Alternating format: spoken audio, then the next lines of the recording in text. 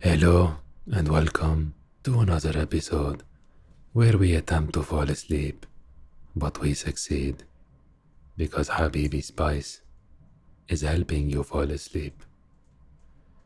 In tonight's episode, we are going to be continuing the story of Dracula, the vampire.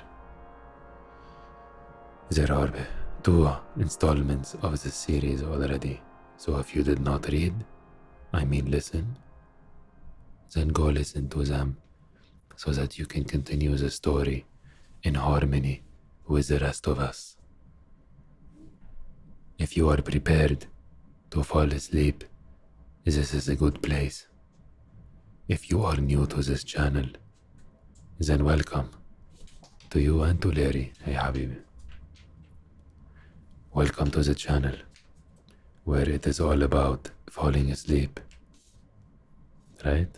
Let's dive into chapter 5.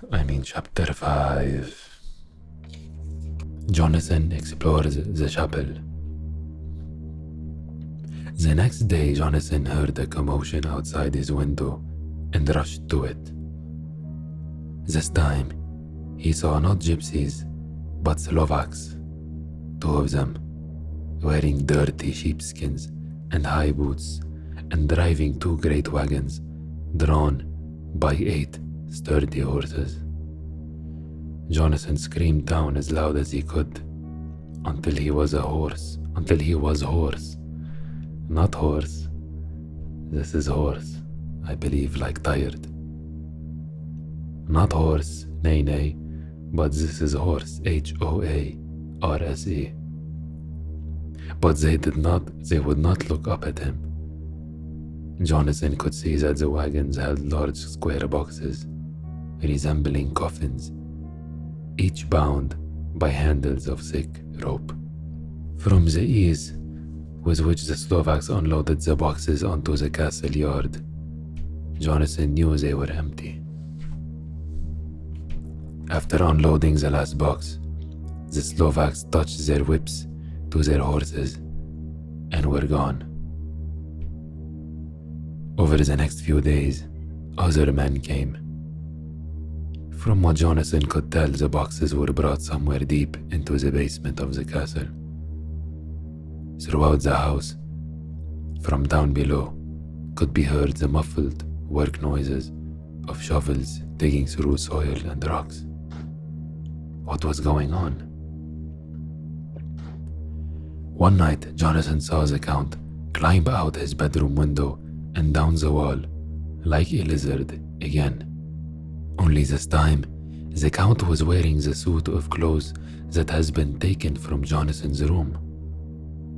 Jonathan realized in dismay that the Count wanted people to think they had seen Jonathan himself, to create further evidence to support the fake letters. It also frightened Jonathan that any wickedness the Count might do while in town would be blamed on him. Later that night, Jonathan was awakened by the sound of an agonized cry in the courtyard below. Rushing to the window, he saw a woman with messy hair, gasping from the effort of crying and running. When she saw Jonathan's face at the window, the woman lurched forward, pointing at him, and shouted, "You, monster, give me my dog. Please, I beg you."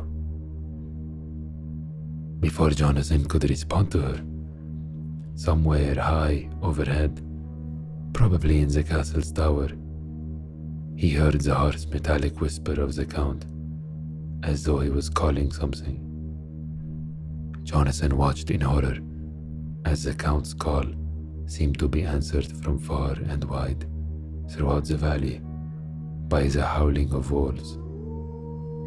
Within minutes, a pack of them poured through the wide entrance into the courtyard like a pent-up dam that had broken.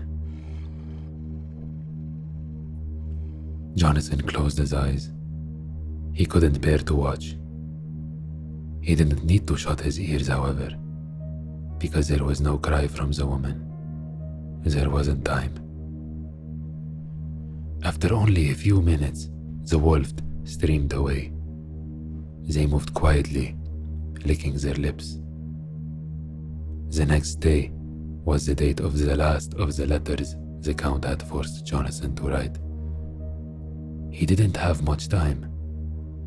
He had to come up with a plan. He had not yet seen the Count in daylight, he realized. Could it be that the Count slept when others were awake? If only he could get into the Count's room. Surely the answers to some of his questions could be found there. But how? The door was always locked. Break the door, maybe. Do you think Jonathan squats? Do you think he has the strong legs to break the door? Even if you had strong legs, do you think that your legs are strong enough to break the door of a castle? What do you call beef that is strong? Beef strong enough. Yes. He had an idea. If the Count climbed out his window, maybe Jonathan could climb in that very same way, and, somewhere in there, find the key to the front door. Of course, he could not scale walls like a lizard, but there were ledges on the castle's outside walls, and other stones that were roughly cut. Both could possibly offer a few nooks and crannies for human toes. Later that day, he found an open window that was on the same level as the Count's and shared a ledge. Jonathan climbed out. While crawling slowly, sideways, he looked down, but was so overcome by the height that he kept his eyes up after that. Upon reaching the Count's window and slipping inside, Jonathan looked quickly around in fear for the Count. The room was empty. He's in now. Let's see what he can find. In fact, the room was barely furnished and covered in dust, as if it had never been used. In one corner was a heap of gold, also covered in dust, and all of which must have been hundreds of years old. At the far end of the room was a heavy door, behind which lay a circular stairway leading steeply down into the earth. Holding his breath, Jonathan pushed forward.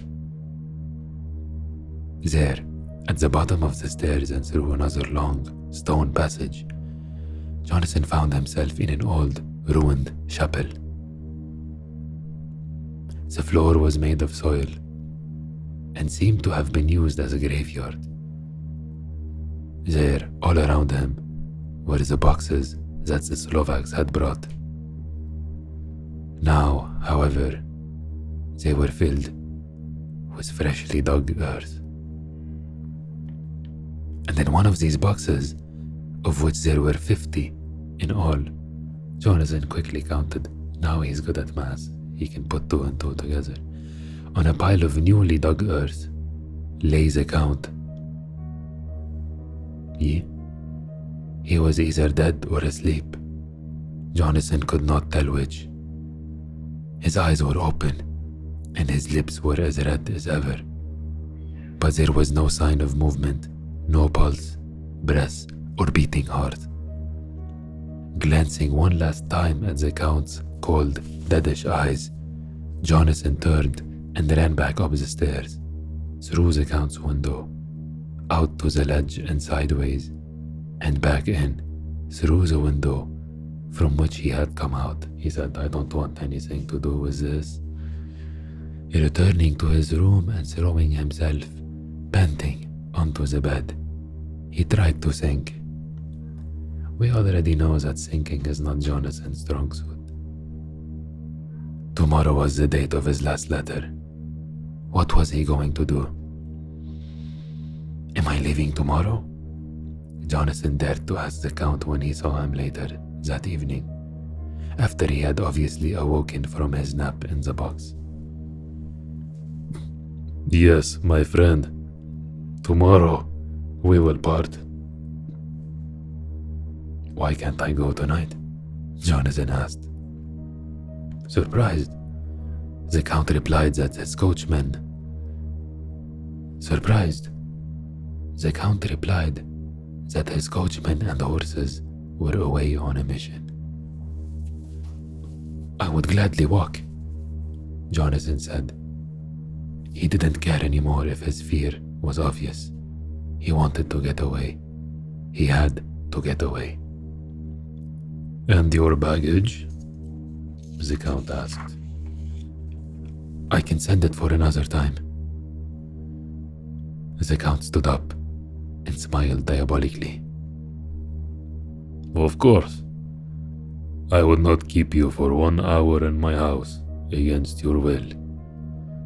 If you want to go tonight, by all means, you shall. With a stately gravity, the Count picked up a lamp and led Jonathan down the stairs into the front door. Jonathan was so relieved that he felt he could run all the way back to London if he had to. As they approached the door, however, a familiar sound started to build. It was the howling of the wolves from the valleys down below, growing louder and louder, just as it had on that night when the woman had come looking for her stolen pet.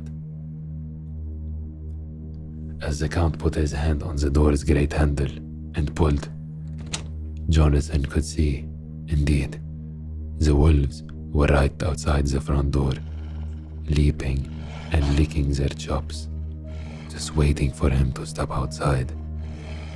Only the Count's body stood between him and his death. Shut the door, Jonathan cried. I shall wait until morning.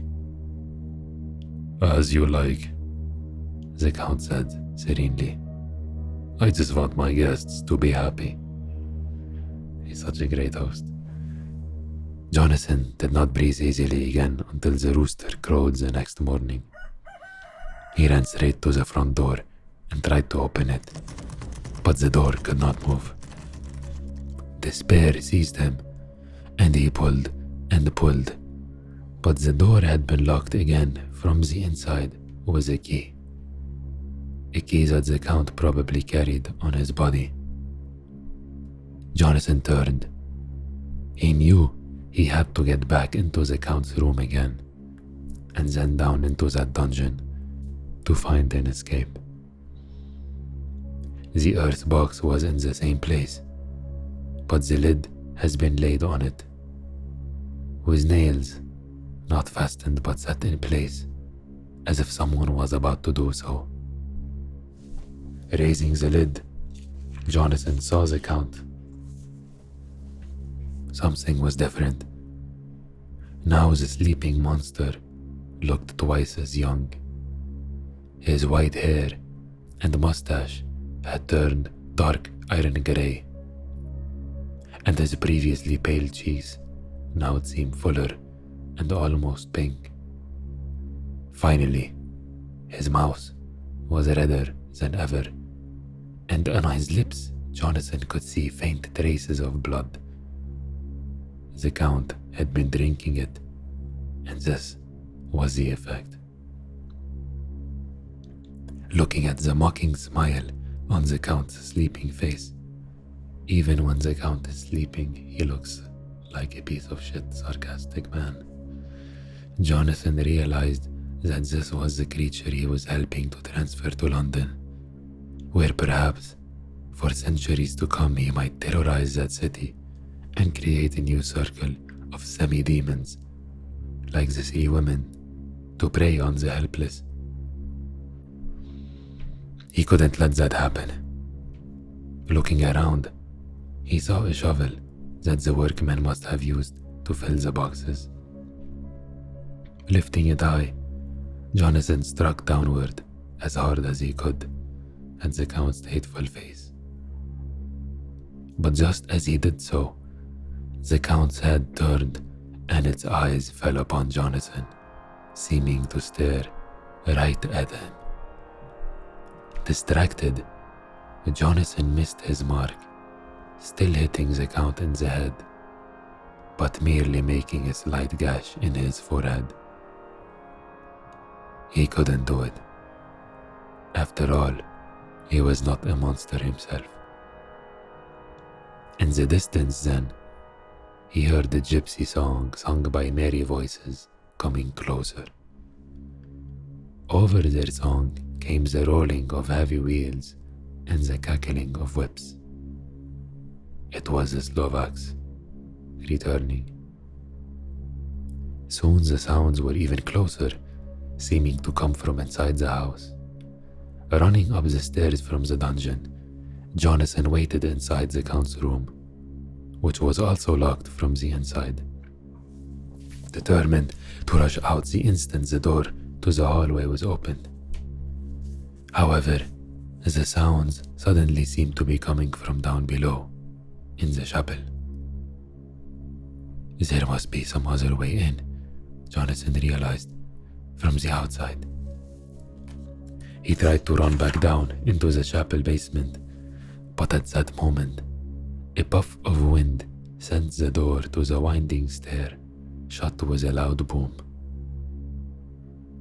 But at that moment, a puff of wind sent the door to the winding stair shut with a loud boom. When he tried to open it, it was shut fast. From down below came the sound of hammering, many trampling feet, and heavy objects being moved. It was the sound of the Count's box being nailed closed and of the Slovaks taking that box and the other boxes of earth out of the castle. Running to the window and looking out, Jonathan could see the wagons, heavily loaded, beginning their caravan out of the courtyard.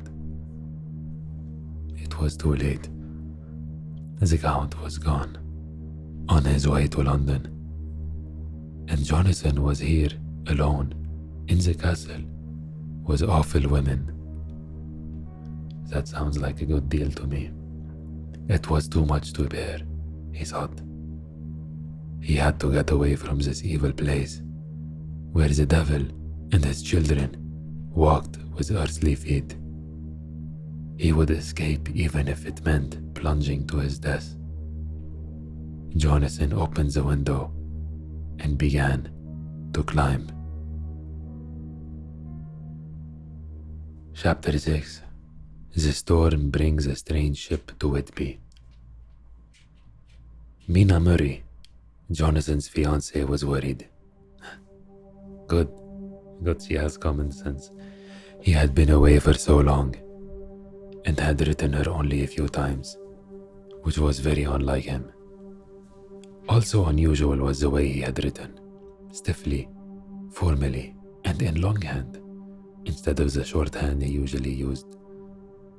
He was probably just busy, she figured, and she tried not to worry. Besides, Jonathan's last letter did state quite clearly that he was well and would be returning in about a week. She could not wait to hear all about his adventures in Transylvania. In the meantime, today Mina would be distracted by a welcome visit from her good friend, Lucy Westenra. Lucy had recently been presented with not one, but 3 marriage proposals, and she was eager to tell Mina all about it. The first proposal was from a Dr. John Seward, a kind and smart man who managed a small lunatic asylum in a home in town, where he lived as well. She did not love him, and so she had told him no. The second proposal was from a very nice American from Texas, a Mr. Quincy P. Morris. Perhaps because he was so jolly, it had been easier to reject Mr. Morris than Dr. Seward. So because he was happy, it's easier to say no to him. He's already happy. His baseline of happy is high, so saying no would only lower it a little bit. But John Seward work at Asylum, his baseline of happy is questionable, right? Saying no might dip it down. The third proposal was from Mr. Arthur Holmwood, tall, handsome, and curly-haired, and a long-time friend of the family. Mr. Holmwood had actually introduced Lucy to the other two men. It was he, however, who had stolen her heart. His was the only proposal that she could accept. To celebrate and to plan the wedding, the women were going away on a little vacation. They would be staying in Whitby, an old whaling village, in a little inn with a view of the harbor and the bay. Whitby was a beautiful, gloomy old town by the bay. I put that together, thank you. Part of an old cemetery on a cliff had slipped into the sea, leaving some of the headstones askew, like a sad sculpture garden. You know what else is askew? Jonathan's common sense. Being somewhat dramatic in nature, Lucy was particularly drawn to the old cemetery. The two women sat there for hours, using one of the sideways pushed headstones as a seat, sometimes not even speaking, so content were they with their thoughts and their books. Other times, they would have company in the form of the occasional interesting town character. Some of these people shared superstitious tales. If a bell rang, for example, they said it meant a ship was lost at sea. One old man, a Mr. Swales, it's a whaling town, not a swaling town, thank God, would always scoff at such things, dismissing them as silly ghost stories. As their vacations progressed, however, instead of relaxing, both women seemed to grow more stressed.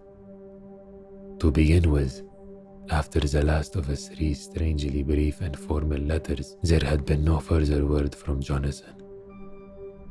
What's worse, contrary to what he had promised in his letters, he had not yet returned to London. Lucy, too, was making Mina uneasy. She had reverted to her old childhood habit of sleepwalking. This is getting worse and worse with every sentence. Mina forced herself to try to sleep lightly, so that she would awaken at the sound of her friend wandering around and could gently lead Lucy back to her own bed. Even the weather seemed to be growing worried. The local fishermen predicted they were in a storm.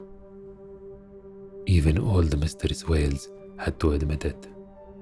Pointing out to sea one day, he shivered and said, "There is something in the wind that sounds, looks, and tastes like death."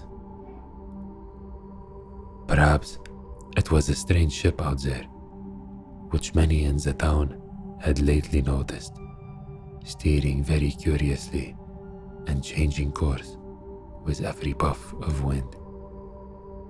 The fishermen were right, and the storm that eventually came into Whitby was one of the greatest storms ever recorded. On the day the tempest swept into town, the sunset had been simply glorious, and most of the townspeople had come out to the cliffs to take in the splendid colors. All present also noticed the strange ship still out there in the harbor and still flying full sails, which was extremely dangerous in the rapidly building wind. Shortly after midnight, A strange sound came from over the sea. Without warning, the sky exploded. The wave rose furiously and turned the sea into a devouring monster. Wet, white clouds danced like ghosts. Thunder boomed, lightning flashed, and the townspeople huddled together and held their breath as one by one the boats still at sea made it safely to port. To cheers. Eventually, only the strange boat remained out there, sails still fully set.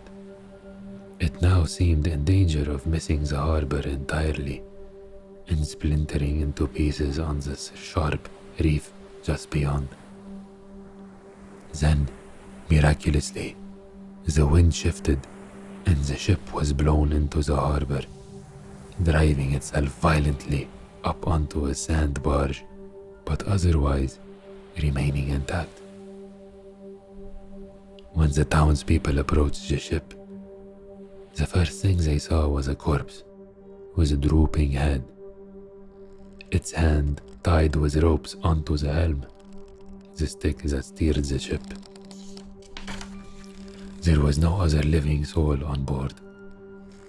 The ship had been steered by a dead hand. "What's that he's holding?" one of the townspeople asked. Someone hopped aboard to see. It was a crucifix, and from the shape of the crucifix pressed into his hand, the captain had been clenching it tightly. Everyone gasped as an immense dog sprang up out of nowhere from below decks, jumped off the boat, and ran through the crowd and into the darkness towards the cemetery. What an interesting entrance of this ship. We can say the ship has sailed and came back with a dead man on board. What do we think this immense dog is? Do we think it is a big dog? Or do we think it might be Dracula, taking the shape, the form of a doggy? We know Dracula might be a shapeshifter, for he has powers beyond our understanding. But instead of focusing on the powers of Dracula, let's focus on the powers we have within us, where we can also go into slumber for 6, 7, 8 hours and wake up refreshed most of the time. So let's do that right now. We will go to bed, and we shall continue the story perhaps another day. Good night, Habibi.